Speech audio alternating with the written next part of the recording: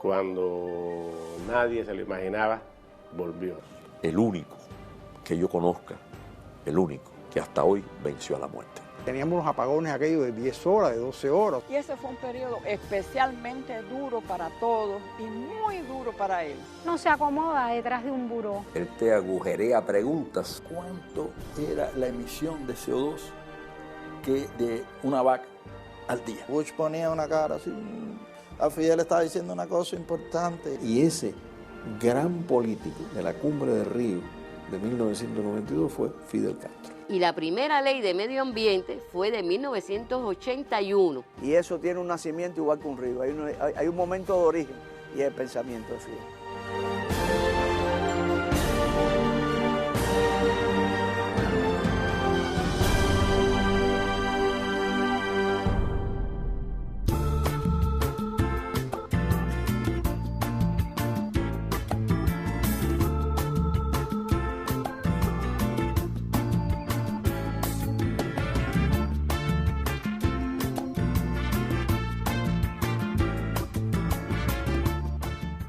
Cuando es anunciado que se va a producir, Fue primero el silencio impresionante que se creó. un movimiento de atención. Todo el mundo sabe que el que va a hablar va a decir algo. Iba a decir algo que valía la pena escuchar. Y que además va a ser pronunciado por alguien que tiene una profunda autoridad moral e histórica para decirlo. Eso hasta en los enemigos se advierte. Fidel Castro Ruz, presidente do Conselho de Estado e do Conselho de Ministros da República de Cuba.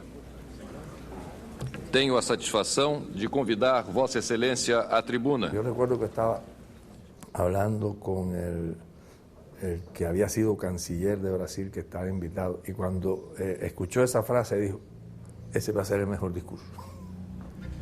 Una importante especie biológica está en riesgo de desaparecer por la rápida y progresiva liquidación de sus condiciones naturales de vida, el hombre.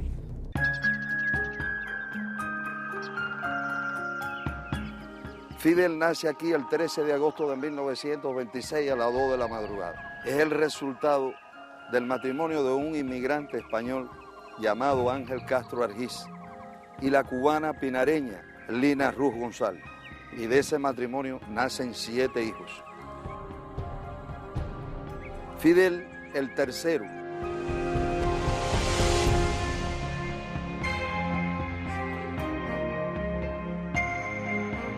Es una familia que tiene campos de caña, bosque, ganadería.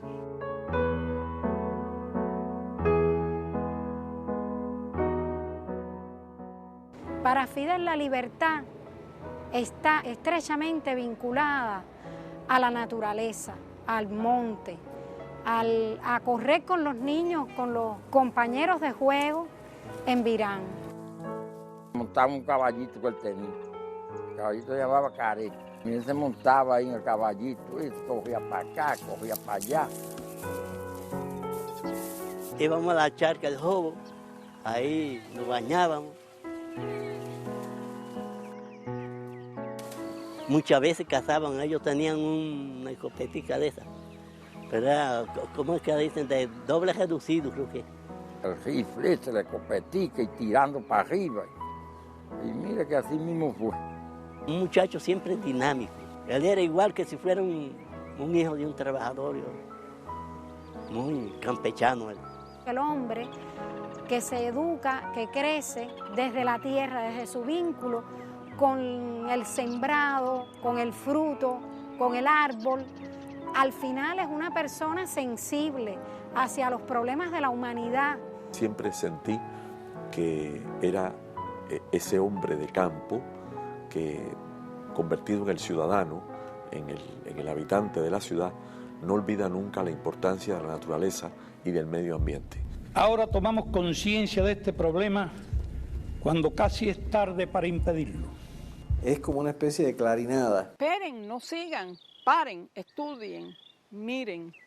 El hombre está en periodo de extinción. Al que él definió como la única especie que es capaz de autodestruirse a sí misma. Hasta ahora mucho del discurso ambiental estaba en el peligro para las especies, sobre todo la megafauna, las especies carismáticas. Esto lo pone en otro contexto.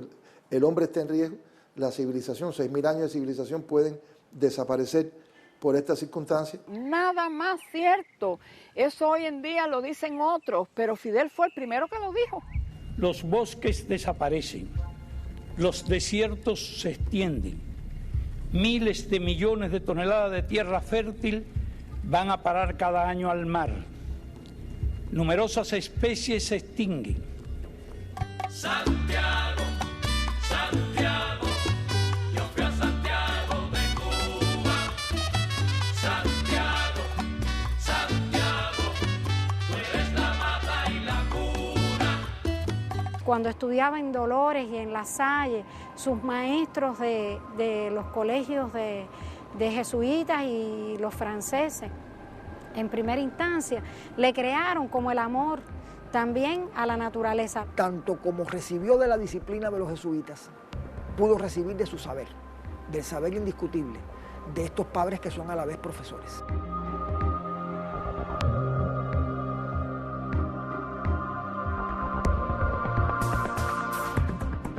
Perteneció a la organización de los Boy Scouts,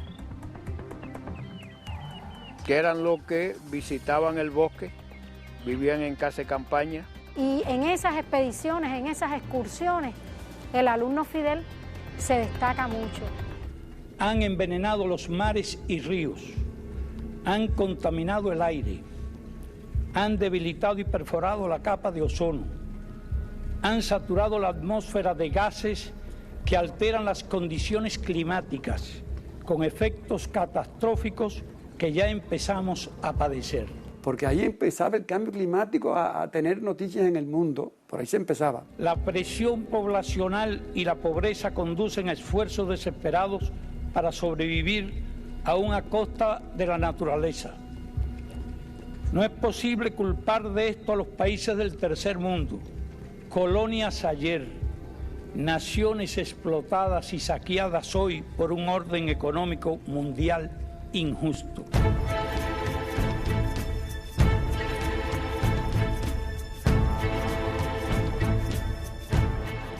Y desembarcan por una costa de Cuba, caen en una ciénaga donde ahí tienen el primer contacto con la naturaleza cubana. Le fue muy difícil, muy complejo, tiene poca experiencia en caminar la montaña, resbalaba mucho, se caía mucho.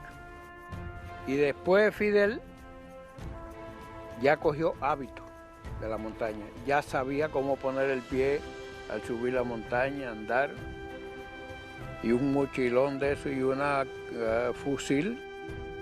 Empieza él a hablar ya si los campesinos extraían muchos árboles de la montaña. En vez de cortar, sembraran árboles. Cómo conservar la montaña, la Sierra Maestra, que era la segunda madre nuestra. Eso fue una tendencia desde el mismo principio que él entró allí. No fue solo convencer, sino prohibir que se cortara un árbol en la sierra. Hay que suponer a la Sierra Maestra el contexto de una selva tropical, el contexto de una montaña, en el cual el guerrillero está sometido al frío de las madrugadas, a la lluvia que en cualquier momento puede presentarse, al calor sofocante del mediodía con el sol encima de nuestras cabezas. En esa formación que el propio medio impone al individuo, hay que buscar las bases, el cimiento del pensamiento ambiental de Fidel Castro. Es necesario señalar que las sociedades de consumo son las responsables fundamentales de la atroz destrucción del medio ambiente. Ellas nacieron de las antiguas metrópolis coloniales y de políticas imperiales que a su vez engendraron el atraso y la pobreza que ellos azotan a la inmensa mayoría de la humanidad. El análisis que va hasta la esencia del problema tiene que ver con el modelo sobre todo capitalista de producción. Por la subordinación de la naturaleza al lucro de mercado. La solución no puede ser impedir el desarrollo a los que más lo necesitan. Lo real es que todo lo que contribuya hoy al subdesarrollo y la pobreza constituye una violación flagrante de la ecología. Y también, pese a todo eso, hay un mensaje de optimismo, una idea de que sí se puede hacer y que puede haber otras alternativas y que puede haber otras variantes para la historia. Si se quiere salvar a la humanidad de esa autodestrucción, hay que distribuir mejor las riquezas y las tecnologías disponibles en el planeta. Menos lujo y menos despilfarro en unos pocos países para que haya menos pobreza y menos hambre en gran parte de la tierra. No más transferencias al tercer mundo de estilos de vida y hábitos de consumo que arruinan el medio ambiente. Fidel dio otra clase magistral. Es otra clase magistral, pero en píldoras. Todo lo que ningún ser humano posiblemente sobre la tierra, sobre el medio ambiente, hubiera podido decir en solo 7 minutos. Cuando las supuestas amenazas del comunismo han desaparecido y no quedan ya pretextos para guerras frías, carreras armamentistas y gastos militares, ¿qué es lo que impide dedicar de inmediato esos recursos a promover el desarrollo del tercer mundo y combatir la amenaza de destrucción ecológica del planeta? Podíamos ver al señor Bush un lenguaje facial que aparentaba ser gélido, pero que era evidente que le resultaba extraordinariamente incómodo estar sentado y escuchando aquel discurso. Y el público donde estaba yo, que no era la sala principal, reaccionaba, ¿no? Se reían. Yo diría un ambiente eléctrico en el aire. No le quedaba más remedio que escuchar esas verdades. Hágase más racional la vida humana. Aplíquese un orden económico internacional justo. Utilícese toda la ciencia necesaria para el desarrollo sostenido sin contaminación. Páguese la deuda ecológica y no la deuda externa. Desaparezca el hambre y no el hombre. Yo creo que ese enfoque tan completo no lo escuchamos allí, más que en los labios del comandante en jefe. Es una pieza oratoria que se inscribe en lo más relevante del pensamiento ambiental moderno. Yo diría para estudiar, para reflexionar siempre, con toda la vigencia. Cesen los egoísmos, cesen los hegemonismos, cesen la insensibilidad, la irresponsabilidad y el engaño. Cuando Fidel termina el discurso, fue una gran ovación. Mañana será demasiado tarde para hacer lo que debimos haber hecho hace mucho tiempo. Gracias.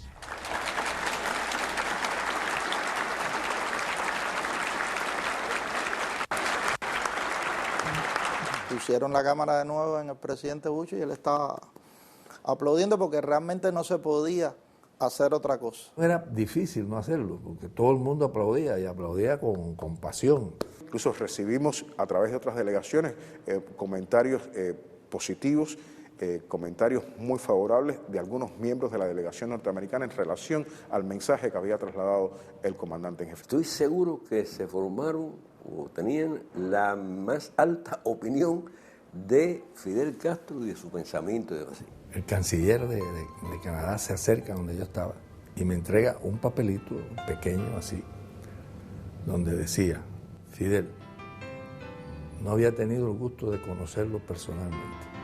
Hoy, a partir de su excelente discurso, lo conozco. Felicidades. Entonces ponía Brian Mulroney, que era el primer ministro conservador de Canadá.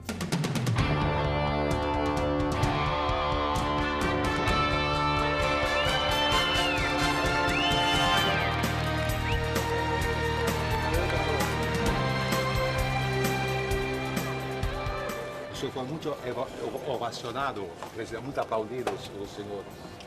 Bueno, porque hablé poco. Sí. Y trató de decir el mayor número de cosas. Fidel, donde quiera que llegaba, se armaba, te puedo decir con una palabra muy clara, el desorden. el desorden porque lo querían tocar, lo querían agarrar de una mano, lo aplaudían, le gritaban una consigna, otro quería hacerse una foto, periodistas querían hacerle una pregunta.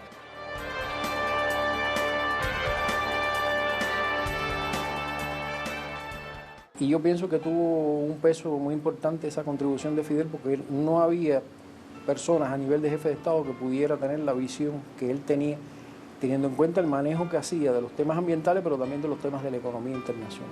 Desde aquí me dijeron que estaban corriendo el rumor de que yo iba a hablar 3 horas. No, yo hubiera podido empezar allí aclarando que no iba a hablar 3 horas. Pero no quise ni siquiera perder esos segundos. Cuando se dice que la especie puede estar en peligro, está en peligro, no hay exageración. Es una dramática y trágica realidad. Y ese gran político de la Cumbre de Río de 1992 fue Fidel Castro.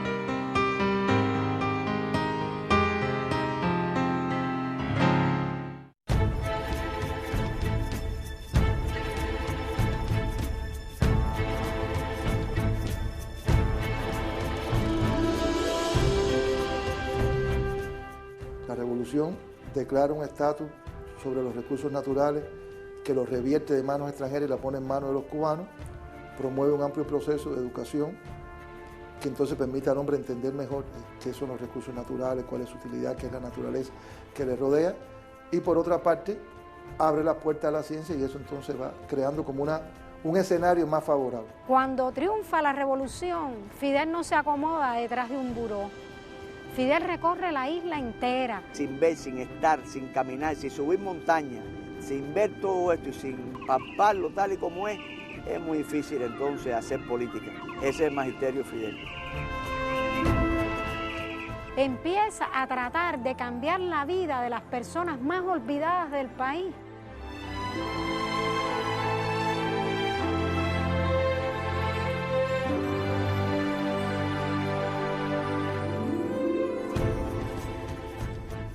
Tan pronto estaba aquí, como estaba allá, como estaba acullá, quería abarcarlo todo. Y así visitan la Ciénaga de Zapata.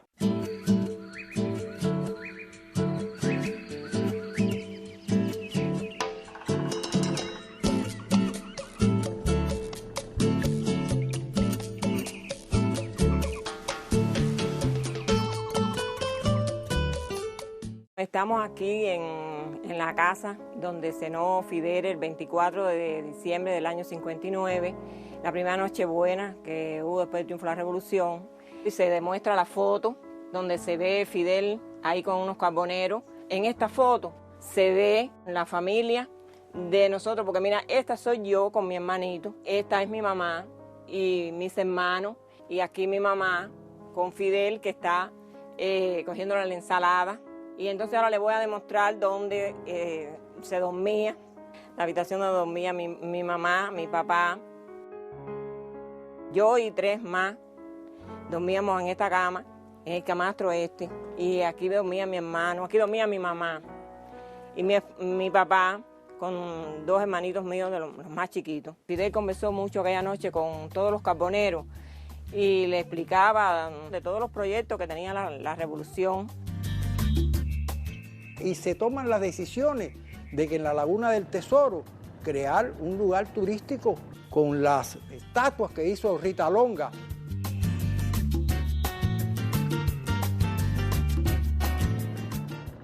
Tenían una pequeña casa bote ahí, una patanita con una casita que ahí es donde vivía Lupe, Celia, Núñez, Fidel, la escorta, y pasaban ahí los días, tenían una lancha rápida, tenían un helicóptero para moverse. Transformando la Ciénaga de Zapata y buscando la preservación de especies como los cocodrilos, que estaban en ese momento en extinción.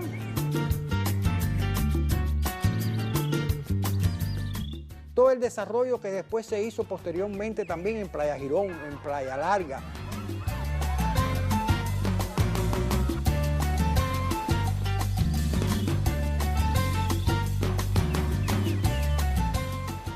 cada momento es el encuentro con una naturaleza y una isla que él se preocupó, Fidel, de conocer detalladamente, por arriba y por debajo, como submarinista, como pescador, como cazador, como hombre del monte, como guerrillero, siempre apreció aquella bondad y generosidad de la naturaleza que nos amparaba a todos.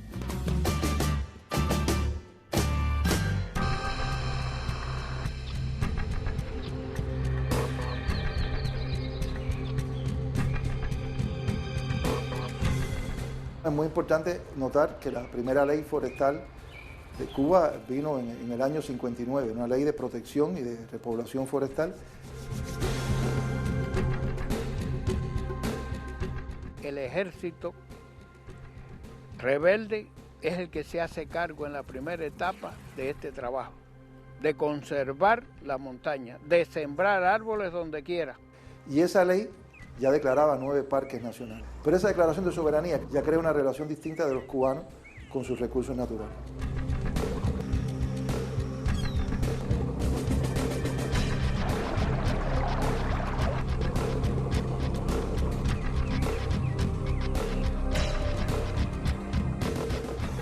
Ya en el año 62 se crea la Academia de Ciencias de Cuba.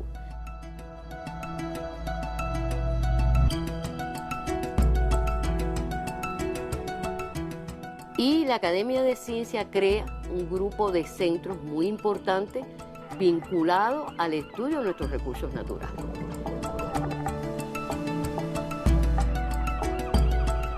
Una red de instituciones vinculadas a las ciencias naturales que no existía prácticamente en ningún país de América Latina en aquel momento. O sea, el reconocimiento de una fase temprana en el pensamiento de Fidel de la necesidad de crear un país de hombres de ciencia también va edificando otra relación con los recursos naturales. Porque hemos contado con la información científica para poder trabajar.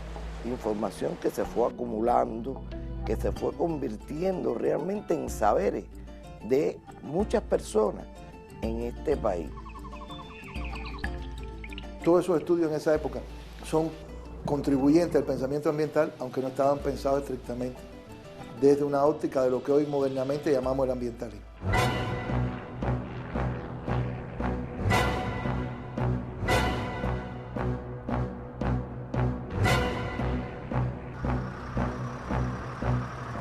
Cuando el gran huracán Flora, en 1963, que tantos daños causó a la zona oriental del país, el propio Fidel estaba al frente y por nada pierde la vida, porque se cayó de una tanqueta anfibia al agua. Él se tiró primero, había otro compañero, lograron sacarlo y está en el agua y tienen que sacarlo del agua. Por lo tanto, su vida corrió verdaderamente peligro por estar dentro de un huracán.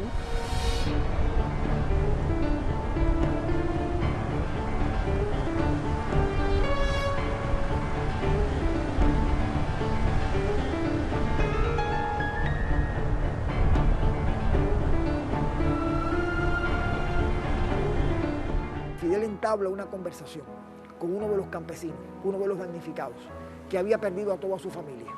El hombre solamente está vestido con algo que alguna vez fue un pantalón. Está desnudo de la cintura hacia arriba y no tiene zapatos. En el diálogo se impresiona con lo que le cuenta aquel hombre, con las vicisitudes que ha pasado y cómo ha perdido todo. Fidel le estimula, le dice que nunca será abandonado y termina la conversación quitándose sus botas y poniéndola con extraordinaria delicadeza en las manos del hombre.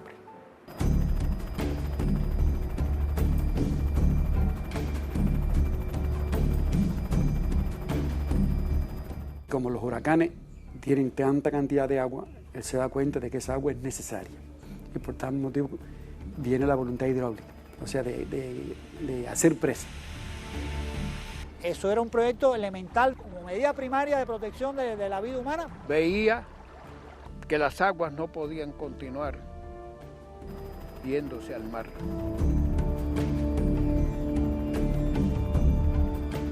Eso también puede tener parte negativa, por supuesto puede tener parte negativa, pero somos los hombres, somos los científicos los encargados de minimizar la parte negativa, porque siempre que usted actúa con el medio ambiente siempre tiene una repercusión.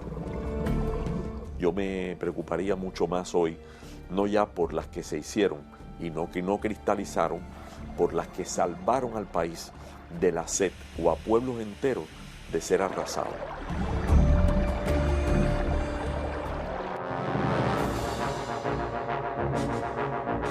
Cuba sigue en los 60 y 70 de alguna forma los patrones de desarrollo del mundo en general, que de alguna manera se basan en la idea de la conquista de la naturaleza, el dominio del hombre sobre la naturaleza como algo agreste que necesita ser dominado, conquistado a través de las obras que el hombre realiza.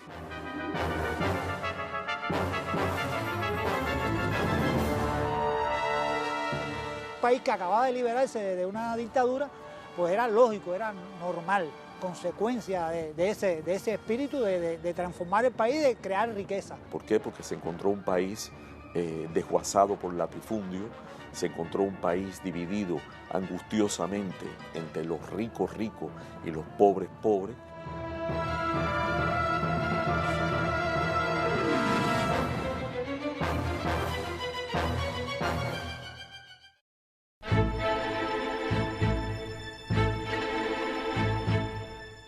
El primer Congreso reconoce que era necesario ya tener un órgano dedicado al medio ambiente. Eso fue en el año 1975. Y así es que en 1976 se crea la Comisión Nacional de Uso Racional de los Recursos Naturales y Medio Ambiente, la conocida Comarna. Eso encierra un mensaje donde se le da prioridad precisamente a la protección de nuestros recursos para hoy y para mañana.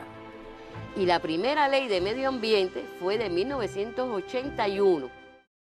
¿Por qué unos pueblos han de andar descalzos para que otros viajen en lujosos automóviles? ¿Por qué unos han de ser míseramente pobres para que otros sean exageradamente ricos?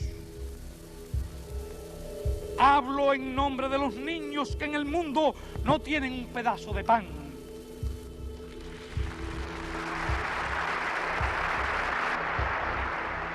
El discurso más importante que se ha pronunciado en la Organización de las Naciones Unidas en su historia, y la base argumental del compañero Fidel fue básicamente la necesidad de cambiar las estructuras vigentes.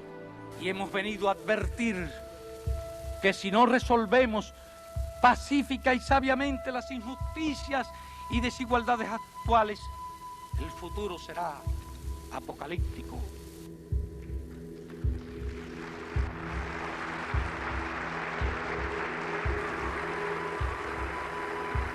Basta ya de la ilusión de que los problemas del mundo se pueden resolver con armas nucleares.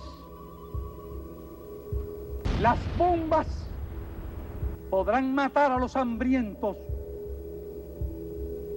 a los enfermos, a los ignorantes, pero no pueden matar el hambre, las enfermedades, la ignorancia. No pueden tampoco matar la justa rebeldía de los pueblos. Y en el holocausto morirán también los ricos, que son los que más tienen que perder en este mundo.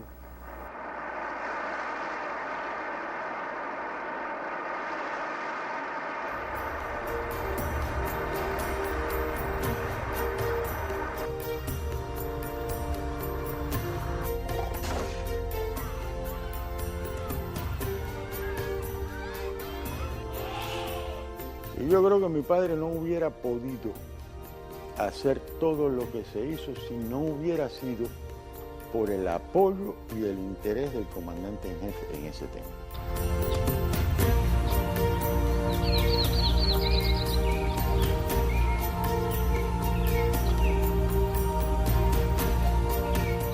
¿Qué sería todo aquello ahora?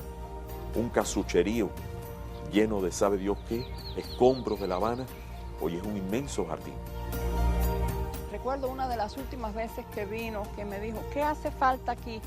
Y le dije, nada, que usted venga más a menudo, eso es lo que nos hace falta, que venga más a menudo. Pero ya él empezaba entonces el periodo especial, y ese fue un periodo especialmente duro para todos y muy duro para él. Quiero seguir jugando a lo perdido. Yo quiero ser a la zurda más que diestro.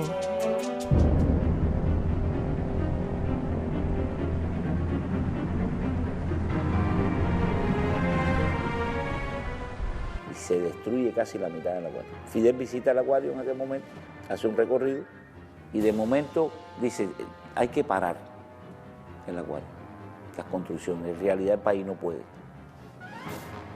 La situación económica era muy difícil, pero automáticamente, inmediatamente dijo, no, pararlo no. Los programas de desarrollo vamos a ponerlo en hibernación. De manera tal que cuando existan condiciones en el país y ustedes sean capaces de poder tener todos los recursos financieros necesarios para hacer la obra del acuario, lo sacamos de hibernación y lo vamos a dar vida. Y así ocurrió.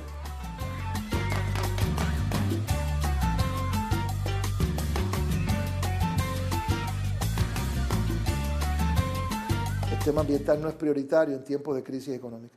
Y aquí fue precisamente, y yo también atribuyo eso a la visión de Fidel, justo en ese momento de un profundo problema económico en el país, que se constituyeron las bases de la institucionalidad ambiental que hasta hoy existe. Si el gobierno no tiene una voluntad expresada y no lleva acciones en concreto, entonces nos quedamos en solo unos interpretadores de la naturaleza, en hablar de la naturaleza y el medio ambiente, sin tocar el tema principal, que es el desarrollo sostenible.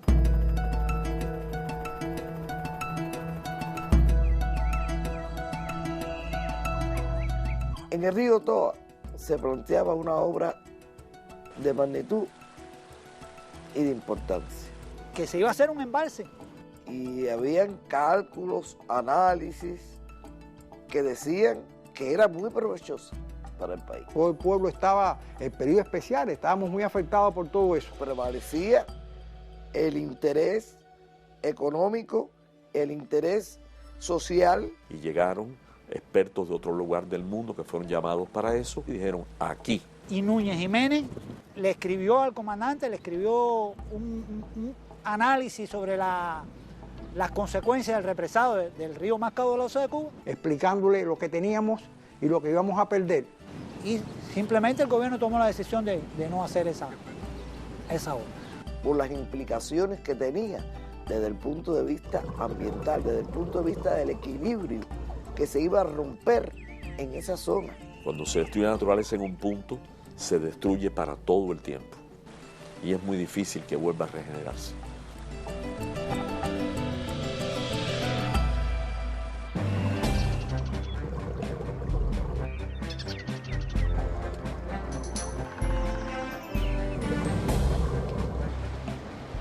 El triángulo economía, sociedad, medio ambiente está en esa concepción de Fidel desde el principio.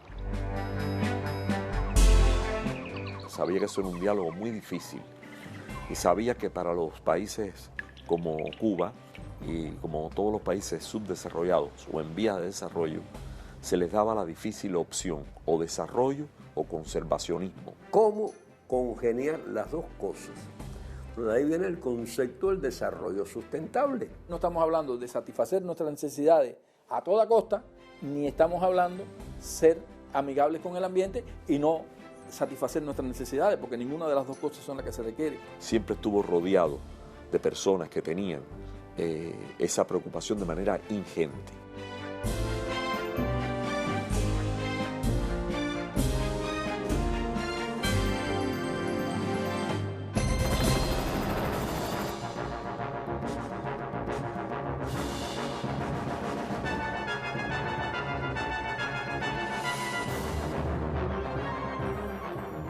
Todo empezó allá cuando se nos presentó aquellos apagones tan grandes aquí en nuestro país, aquí en la ciudad, recordaremos. Y como una bola de nieve, aquello empezó a desarrollarse bajo la conducción del comandante jefe. Como él sabe conducir y como él sabe introducirse y estudiar los problemas importantes que hay que resolver. Así aparecieron los grupos electrógenos distribuidos en diferentes lugares.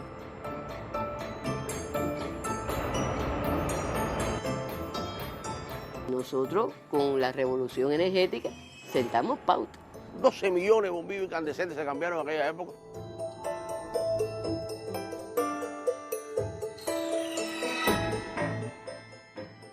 Todo aquello significó un importante ahorro, pero sobre todo un beneficio para todo el que cambiaba un viejo equipo por un equipo nuevo, más moderno, de menor consumo.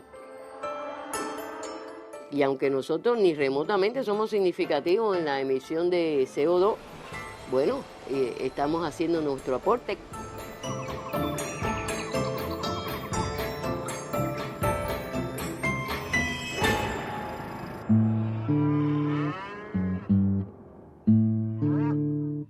Yo recibí un día una llamada que el comandante quería hablar y me dice que cuánto era la emisión de CO2 que de una vaca al día.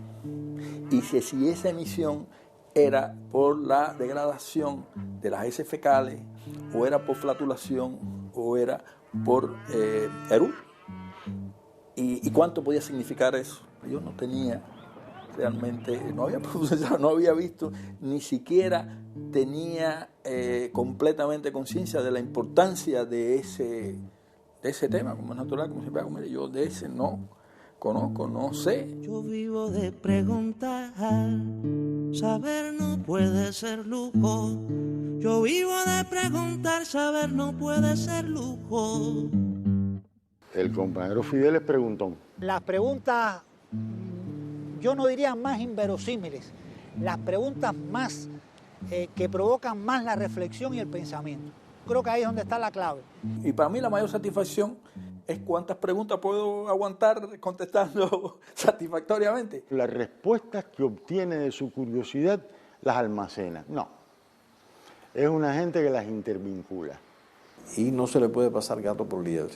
Nada humano le es ajeno, como alguien decía, ni nada tampoco de la naturaleza, ni nada del pensamiento abstracto. Es la curiosidad del genio. Lo vimos leyendo durante los viajes, lo vimos escribiendo en el carro, en el avión. Fidel estudia días enteros, pide la información al más mínimo detalle.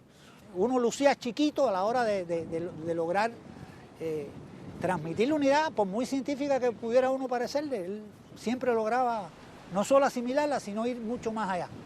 Y lo más tremendo es tener una discusión con él, porque es como el diálogo con el destino. Como el diálogo con el destino. Sí, ¿y por qué? ¿Y por qué? ¿Y por qué? ¿Y por qué?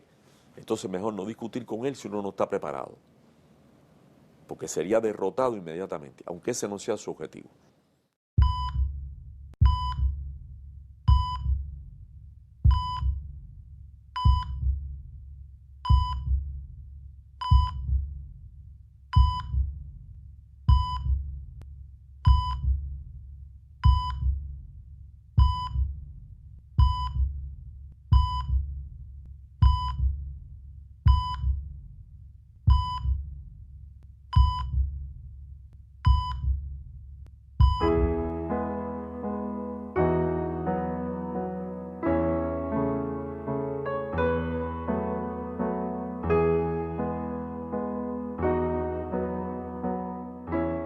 El único que yo conozca, el único que hasta hoy venció a la muerte.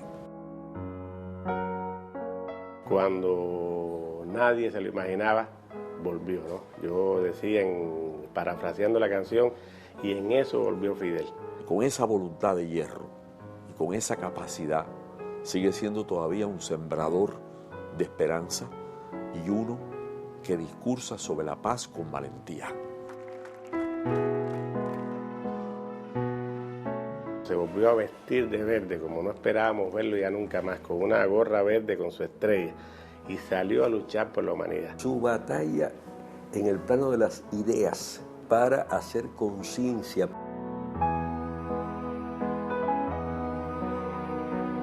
porque sin ambiente, sin el ambiente, ¿qué será del hombre?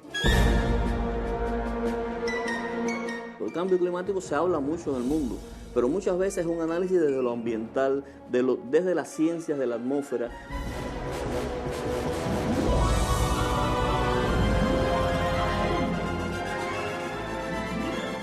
Países desarrollados, los que han contaminado la atmósfera, los que han saturado la atmósfera de dióxido de carbono, y las consecuencias las están pagando los pobres. El segundo más importante o más serios de los problemas que enfrentamos.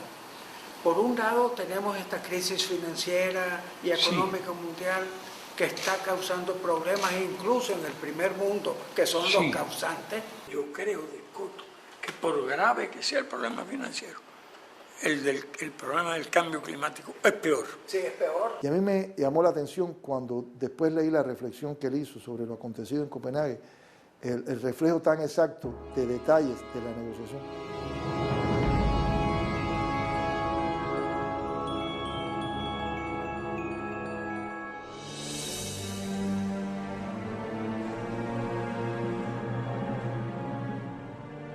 Y de Copenhague a la fecha, él ha estado reflexionando sistemáticamente sobre todo el proceso climático con una sagacidad tremenda y con un entendimiento muy acucioso de la realidad de lo que se está suscitando en ese proceso.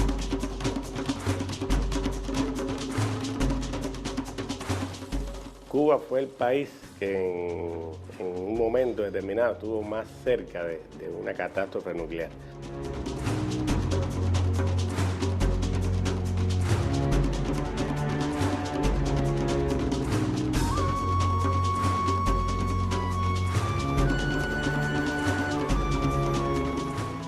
Armas nucleares que hay más de 25.000 en el mundo, casi para poderlo destruir más de 200 veces. Lo más interesante es que no solamente una guerra nuclear de alta quilate, como puede ser que pase, sino guerra más pequeña, pues puede provocar el famoso invierno nuclear. Y Fidel ha estado muy al tanto de ese asunto para divulgarlo.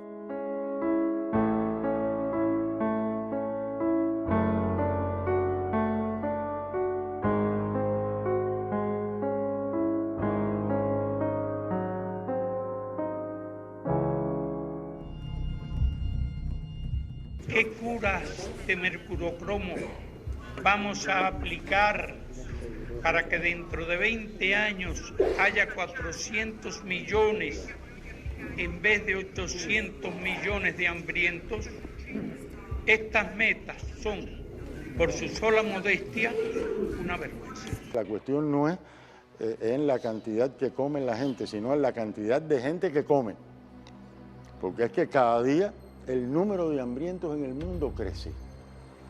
Y ese es un elemento también muy recurrente en el pensamiento del comandante Fidel.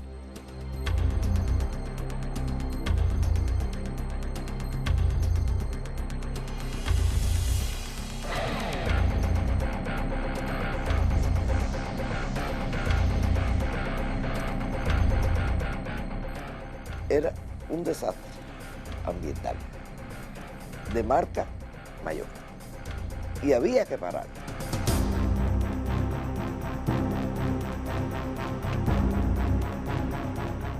Pero es inconcebible decir que vamos a usar el maíz, es inconcebible decir que vamos a usar otros cereales cuando hay tantas personas que se mueren de hambre.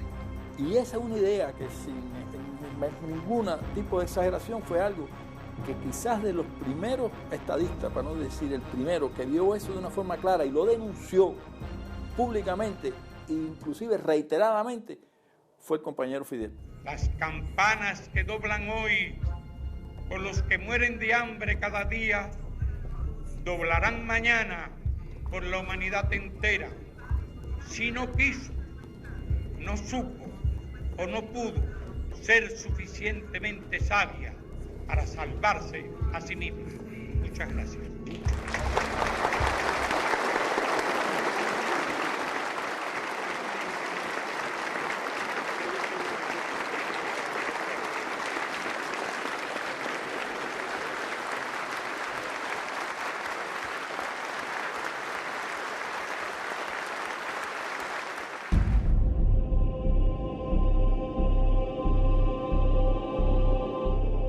buena parte del ambientalismo fracasa porque extrae la problemática ambiental del contexto económico y social. Piensa que el problema ambiental está en tener mejores leyes, o en declarar áreas protegidas, o en alguna forma de protección de los recursos, o en la buena voluntad de los hombres, o en una ética diferente. Y todos esos factores son importantes, pero son factores superestructurales. Fidel se adentra mucho en el pensamiento de que la problemática ambiental está vinculada a la propia naturaleza del capitalismo, al carácter insostenible de los patrones de producción y consumo propios del capitalismo. Pero el subdesarrollo con la pobreza puede ser también el inductor de prácticas depredadoras, por la ignorancia, por la incultura, por la pobreza. Todo eso está contenido en el pensamiento del comandante. Y después voy a decir dónde lo digo. Dice, la humanidad del futuro tiene retos muy grandes en todos los terrenos. Una humanidad que se multiplica vertiginosamente. Una humanidad que ve con preocupación el agotamiento de algunos de sus recursos naturales. Una humanidad que necesitará dominar la técnica. Y no solo la técnica, sino incluso hasta los problemas que la técnica pueda crear, como son los problemas, por ejemplo, de la contaminación del ambiente. Y ese reto del futuro solo podrán enfrentarlo las sociedades que estén realmente preparadas. Y nosotros debemos aspirar a que nuestro pueblo esté realmente preparado para afrontar ese reto. Y eso es lo que buscamos con la revolución científico-técnica. Eso es lo que buscamos con la revolución educacional. Eso lo dijo en el año 74. Pero además, ¿en qué marco lo dijo?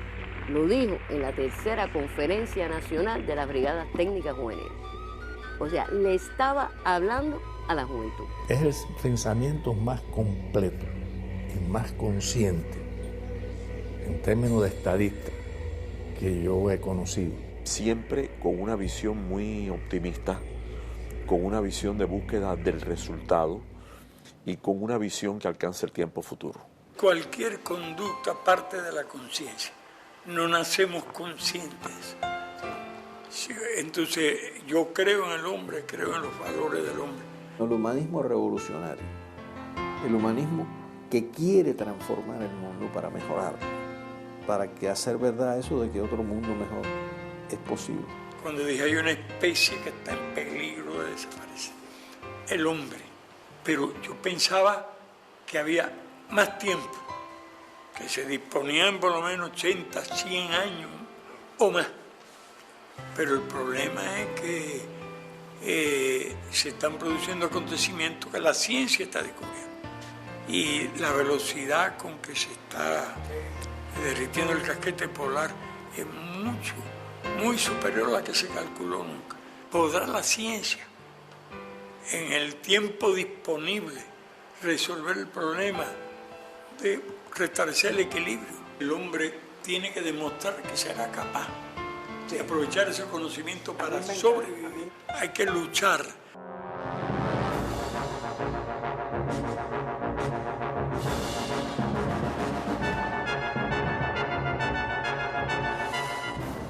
«20 años después, preparándose otra cumbre de la Tierra, lo que estamos viendo es que el panorama que él analizó en aquel momento y los peligros que él preveía realmente se han empeorado.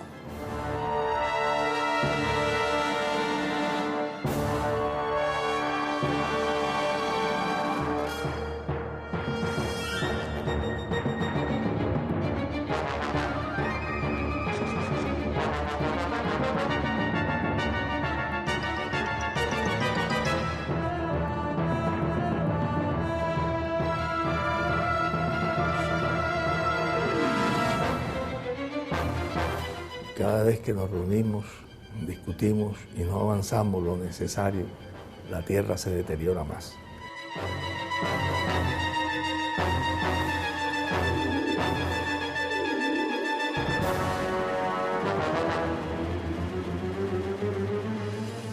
pero no se resuelve el problema si los gobiernos no se transforman. Hace falta más. Para salvar el planeta, salvar la especie, salvar el medio ambiente, hay que transformar la sociedad en la cual viven los hombres. Y hay que convertir la justicia social no en un eslogan, sino en una realidad concreta.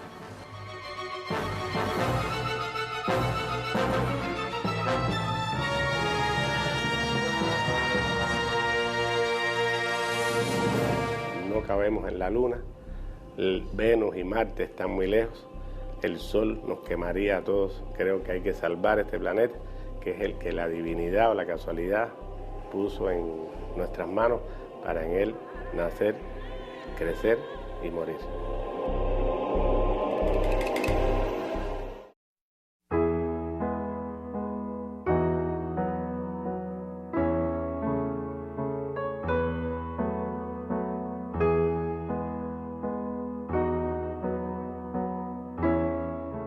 Fidel es la mejor imagen que hay de Cuba. Fidel para mí es todo, es el universo, son las estrellas, son las playas del este, son los hombres que caminan por la ciudad, es la vida de todos los que yo amo. Fidel es un gigante. Un gigante de la historia. El otro día preguntaban a un estadista, no por cierto caracterizado por una devota admiración a Cuba, y decía, no, Fidel no. Fidel es un hombre de ideas, dijo. Fidel es un hombre de ideas, un hombre que ha luchado por sus ideas. En este siglo XX no ha habido otro pensador, otro visionario con esa capacidad de ver el futuro como el comandante jefe. Su preocupación es muy grande porque sabe mucho, sabe escuchar. Una vez me referí que había un secreto en su despacho, y es que sobre su butaca había un pequeño hueco, el hueco del dedo, mientras escuchaba.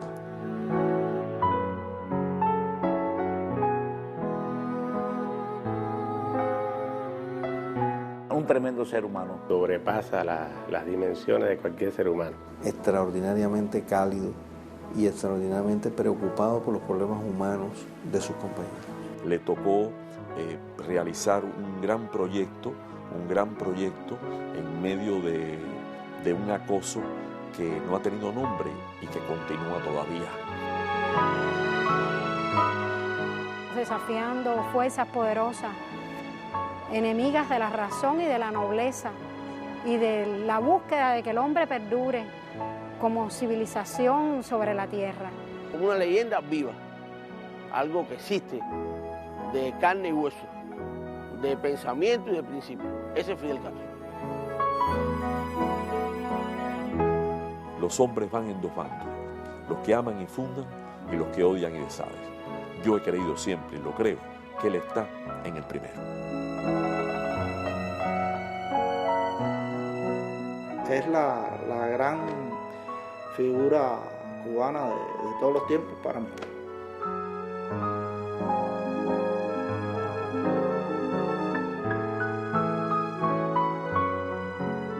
Me dijo, tengo que venir aquí un día con calma para que me digas los nombres de los árboles porque se me han ido olvidando.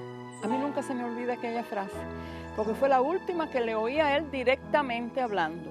Tal vez algún día él vuelva por aquí y podamos recordarle caminando el nombre de algunos árboles, ¿verdad?